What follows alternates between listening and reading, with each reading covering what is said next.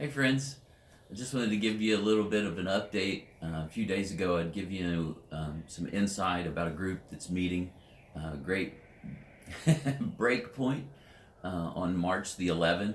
I'm just going to give you just a little bit of a teaser on some information on how important that this is going to be to men in our community. And obviously, break point. Each letter actually has a pretty significant meaning on why we chose that, and I wanted to share with you the first letter of that name, and that's the letter B. It actually stands for buoyant, and if you look at good old Webster's dictionary, it has two definitions. The first one, a body to float or to rise, when the tendency of a body to float or to rise when submerged in a fluid, but it also means the ability to recover quickly from depression or discouragement.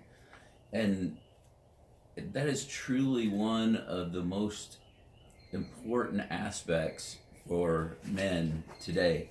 I look in the Bible's reference to the prophet Elijah. If you remember back in First Kings, the nation of Israel, Jezebel and specifically, went through and tried to kill all of the prophets in his day. He felt he was the only one. The nation of Israel had tore down all the altars to God and practically eliminated worship as they knew it in their day. And so he began to flee and flee for his life because Jezebel said that she was absolutely going to kill him if it was the last thing that he do. So Elijah goes, and under God's direction, he goes on over to Mount Sinai. And I'm going to pick up this reading just to share with you the importance when God speaks to him. And he feels that he's absolutely the only one out there left. And he instructs him. And Elijah stood there before the Lord. Listen to this.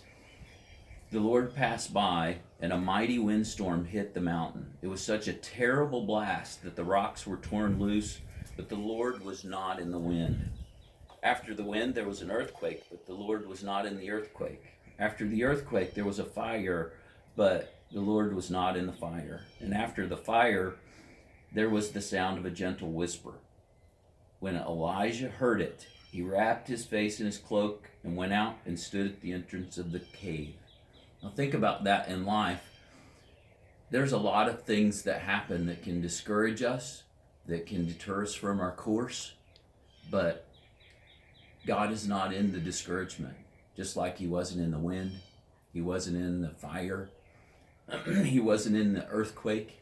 God's not in the things that may come against us or cause us trials and circumstances, but his voice is still there. And it's up to us to be able to tune in to hear that still small voice and find his direction so that we can be the men that we're supposed to be.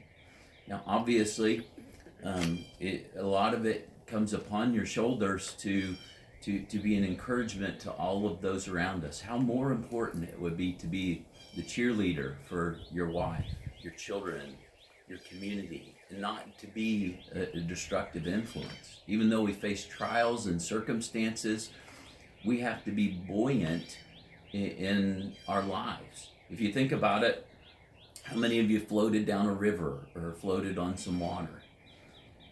When something floats, it doesn't argue with the direction of the current. It just goes in the direction that it knows it should. So just like that thing floating down the river or floating in the water, it goes with the current.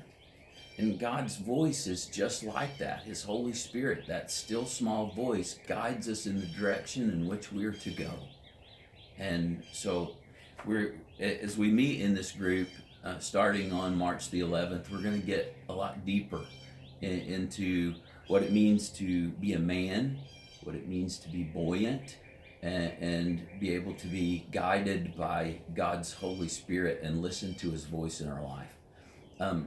I look forward to meeting you. I look forward to diving in this information together so that we can really look into how we can better ourselves, how we can better our families, and most importantly, our personal relationship with Christ. I look forward to hearing from you more.